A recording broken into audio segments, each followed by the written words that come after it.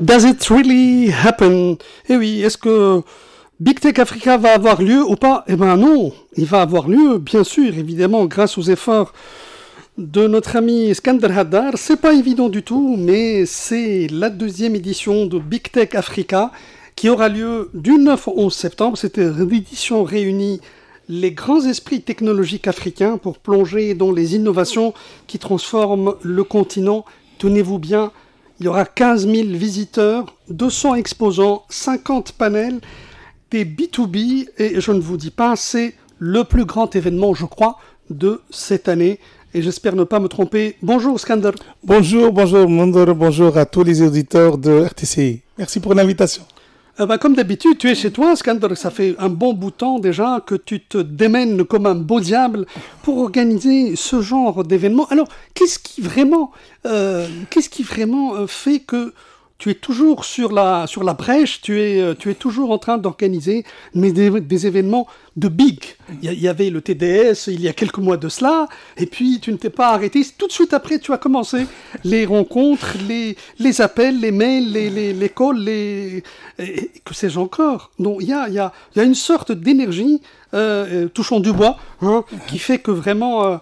tu fais beaucoup de bien à la Tunisie, Skander. Écoute, merci. Oui, écoute, passion, ambition, envie de faire les choses, les défis, de nouveaux défis. Et c'est ça, ma vie, c'est ma carrière d'entrepreneur. Et c'est la vie d'un entrepreneur, c'est toujours chercher de nouveaux défis.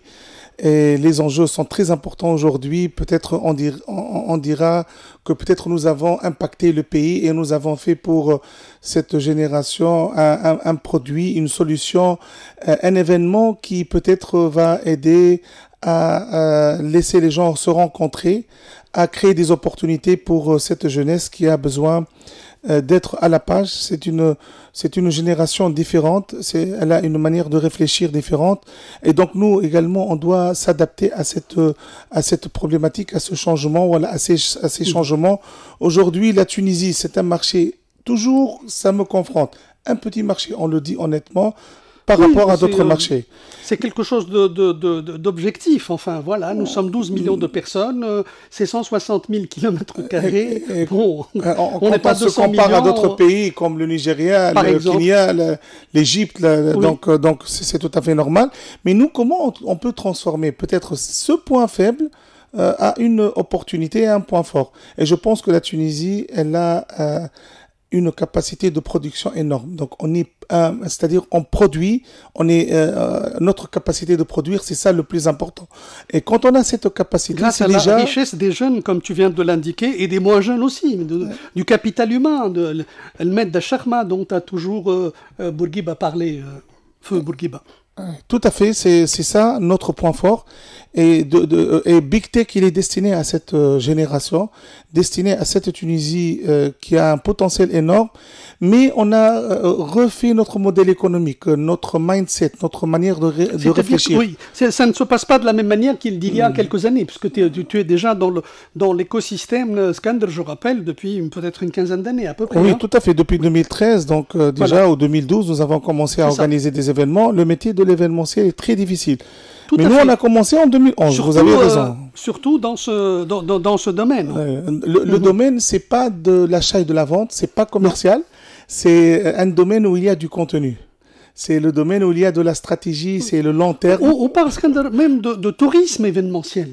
Il s'agit de tourisme. Quand vous ramenez des gens de je ne sais pas combien de pays d'Afrique pour être là, pour connaître le pays.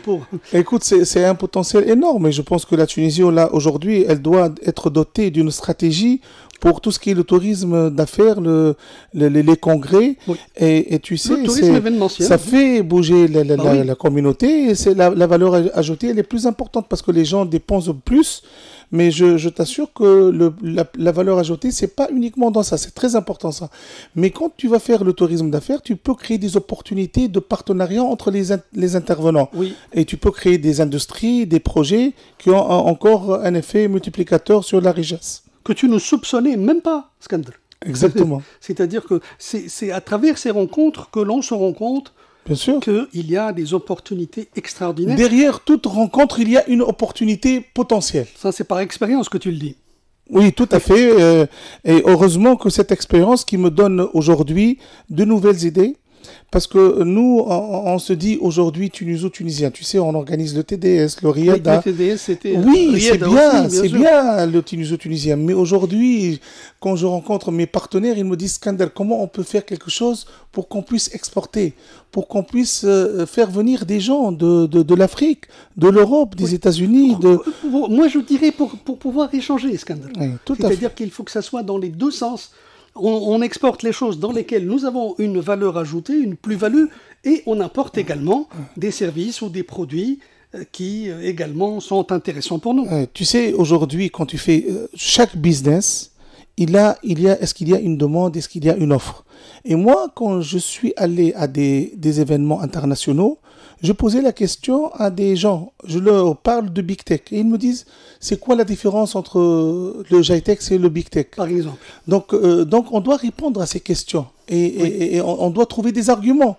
Et on a cherché des arguments et on a trouvé. Oui. Donc, on doit se positionner par rapport à des géants qui sont déjà existants. Ah, oui. Nous, on veut rester dans des événements à taille humaine.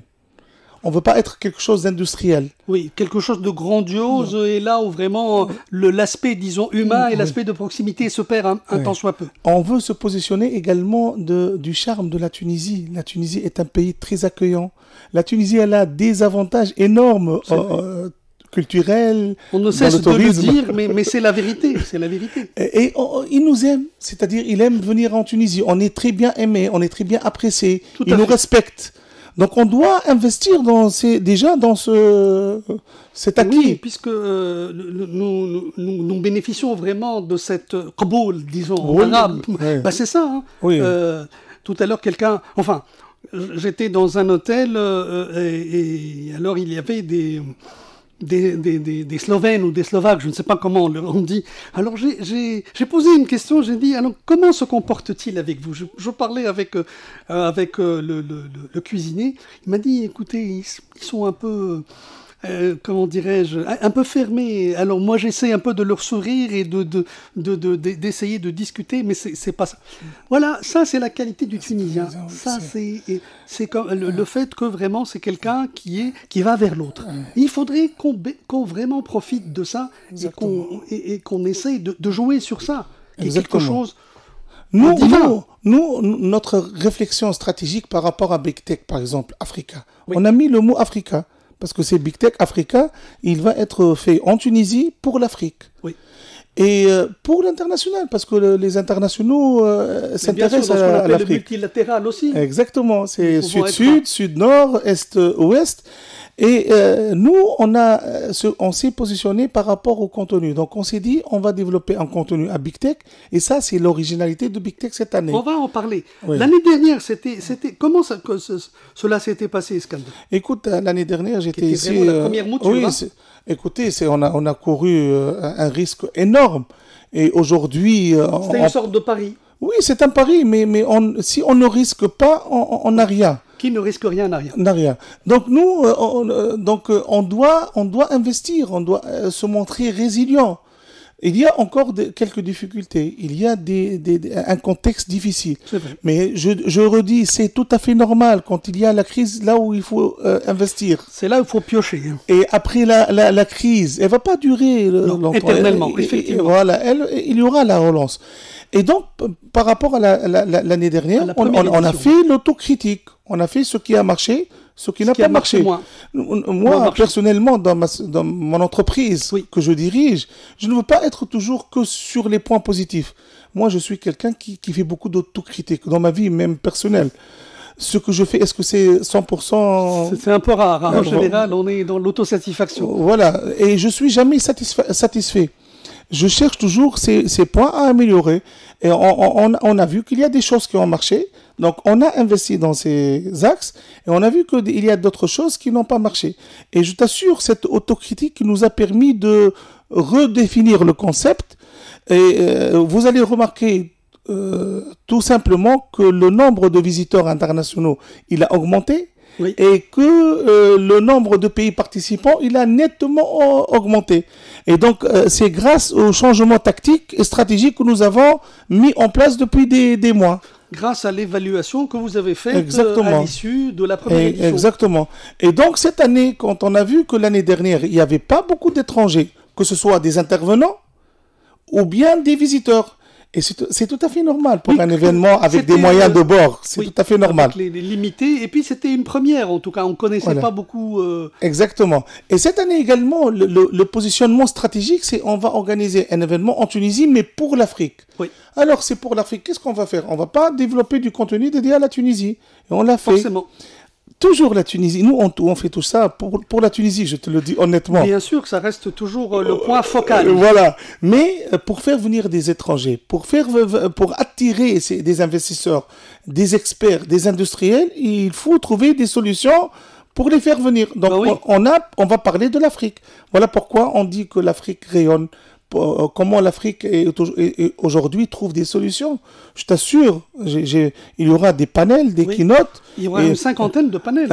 Écoutez, tu vas voir comment aujourd'hui la technologie, elle touche tous les secteurs. Oui. La santé, comment les Africains trouvent des solutions pour l'accès aux soins. Avancé sur quelques aspects. Écoute, l'Égypte, je t'assure, le Nigeria, l'Afrique du Sud, le Kenya, il y a d'autres pays. Mais la Tunisie aujourd'hui, on veut qu'elle soit le centre pour discuter de ces sujets. L'agriculture et la technologie. L'énergie et la technologie. La technologie, comment elle affecte directement la finance. Tu sais, les fintech, c'est l'un des secteurs dans lesquels l'Afrique, elle excelle. Parce qu'il y a un problème et ils ont résolu ce problème grâce à la technologie. Et les problèmes qu'on ne trouve pas ailleurs. Donc, ce sont des problèmes locaux. Tout à fait. Et tu sais, la surface, la superficie de l'Afrique, elle est énorme. Oui. Donc, le secteur bancaire, il n'y a pas beaucoup d'agences dans les régions lointaines. Tout à fait. Donc, ils ont trouvé des solutions d'utiliser, d'accéder à la finance grâce au téléphone. Oui. Donc, tu sais, ce type de sujet, on a invité. Inspiré, de toute exactement. Façon, pour nous. Exactement. Et tu sais, l'autre avantage, on n'a pas fait venir que des Africains. On a fait venir des internationaux qui ont travaillé déjà sur l'Afrique. Moi, je salue Paminder, elle sera parmi nous. C'est une grande dame qui a 70 ans, mais elle a fait 53 pays africains dans l'industrie culturelle et créative. Elle va venir ici partager.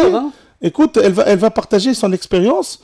Et tu sais, ceux qui nous écoutent dans tout ce qui est culture, industrie culturelle, artistique, l'industrie des films et tout. Culturel, oui. Et donc, ils vont venir écouter un keynote et un workshop.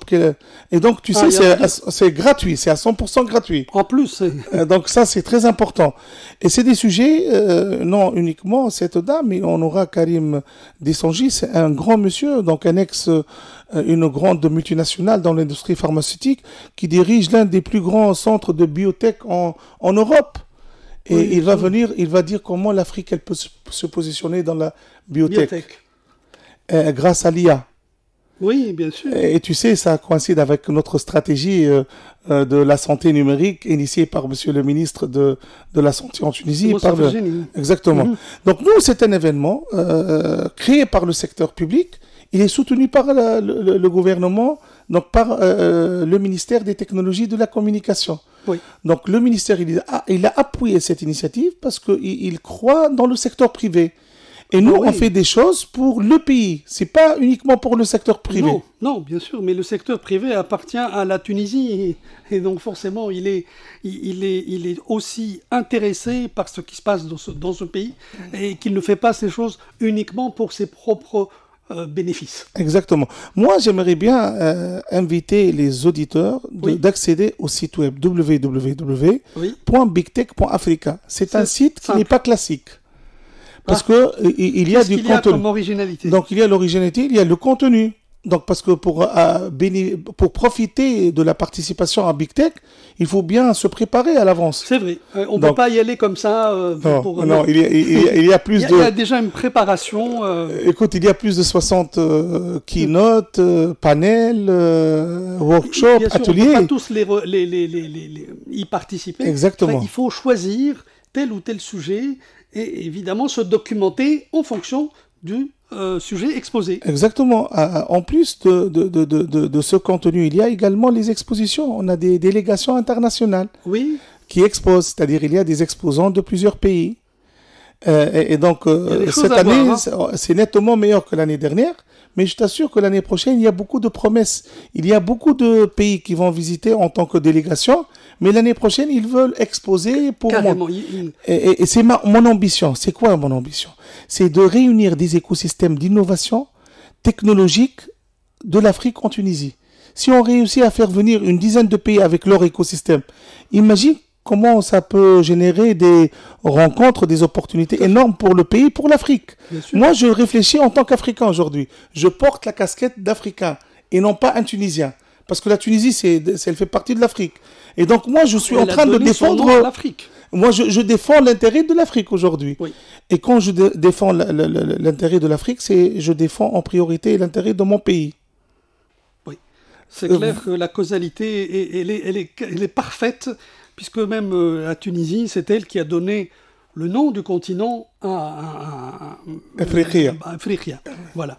Alors, quelques autres détails, Iskander Hadar, pour ce Big Tech, pour ce grand rendez-vous. Autres détails qui pourraient intéresser les auditeurs et auditrices. Comment ils peuvent y aller? Est-ce qu'ils doivent s'inscrire? Parce que je pense que là, il y aura beaucoup de monde et qu'il faut éventuellement réserver sa place. Non exactement. Tout d'abord, cette année, c'est encore gratuit. Voilà. Juste, il faut obligatoirement s'inscrire sur le site et sur la plateforme, donc en s'inscrivant. Et il faut éditer le badge à l'avance. D'accord. Avec un QR code, il est personnalisé. Parce que nous, on utilise la technologie également pour le networking. Hein. Ah oui, c'est le. Alors là, faut commencer par soi-même. Exactement. Donc le digital au service de l'événementiel. Absolument. Et donc en rentrant, en accédant au parc d'exposition du CRAM, donc on va présenter ça va se passer du côté du parc d'exposition. Oui, exactement. Pendant 3 jours, du 9 au 11, il y a entre 12 000 et 15 000 participants. Et donc, on présente le badge et on récupère le lanière et le porte-badge et on accède. Et vous allez trouver un espace d'exposition énorme. Vous allez trouver 2 espaces de conférences, de contenu, d'animation énormes. Alors, je sais qu'au niveau du palais, il y a 3 on a pris le hall 1 qui est le plus grand. C'est le hall 1, c'est le plus grand. L'année dernière, on a pris le hall 1, c'est 5 000 mètres carrés. Cette année, c'est 10 000 mètres carrés. Vous avez doublé la superficie. On a doublé la superficie parce qu'on s'est attendu à doubler le nombre d'exposants. On a fait un effort, mais on est resté un peu au-dessous de nos ambitions parce qu'il y a certains acteurs que vraiment, je ne sais pas, il y a eu quelques relâchements en quelque sorte.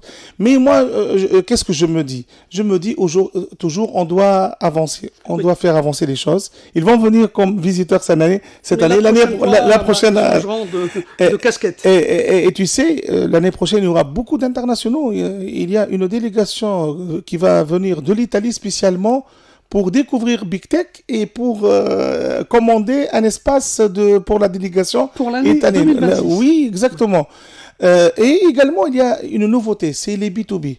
Donc, sur les 12 000 à 15 000 participants, il y a à peu près 500 qui ont été sélectionnés à l'avance, qui sont des partenaires, qui sont des passes payants, qui sont une sélection de partenaires, d'internationaux. Oui. Donc, on va leur donner des services exclusifs, qui sont les rencontres B2B. Donc, il y a deux types de rencontres B2B. C'est un travail colossal. Donc, je salue toute l'équipe. Il y a au moins une soixantaine de personnes et de partenaires qui travaillent avec nous maintenant, en temps réel. Et donc, il y a des rencontres entre les 100 startups et 30 investisseurs internationaux. C'est une première en Tunisie. 100 startups, c'est jamais fait, une centaine de startups qui se rencontrent avec des espaces d'exposition au même moment. Et 30 investisseurs internationaux. Donc, c'est un énorme investissement que nous avons fait. Donc, nous, on a été soutenus par Smart Capital. On a été soutenu par beaucoup de partenaires et il y aura ces 30 investisseurs qui sont intéressés par les startups tunisiennes et africaines. Et c'est pas évident. Et aujourd'hui, ces startups ont besoin d'accéder à ce réseau. Ah bah oui, donc l'argument le plus important. Il y a également les rencontres en dehors des rencontres entre les startups et les investisseurs, entre tous les autres profils dans un espace qui s'appelle Business Meeting. Il y a une équipe qui travaille dessus et tout se fait à travers la plateforme. Donc c'est ceux qui sont déjà confirmés et validés. Je parle bien sûr parce qu'il faut se préparer à l'avance. Bien sûr. Et également il y a The Lounge qui est un super espace. Un espace convivial. Convivial, de rencontres spontanées.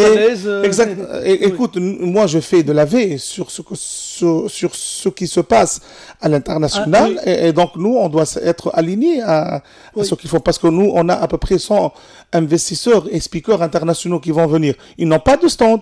Donc ils doivent avoir accès à un espace de networking très poussé.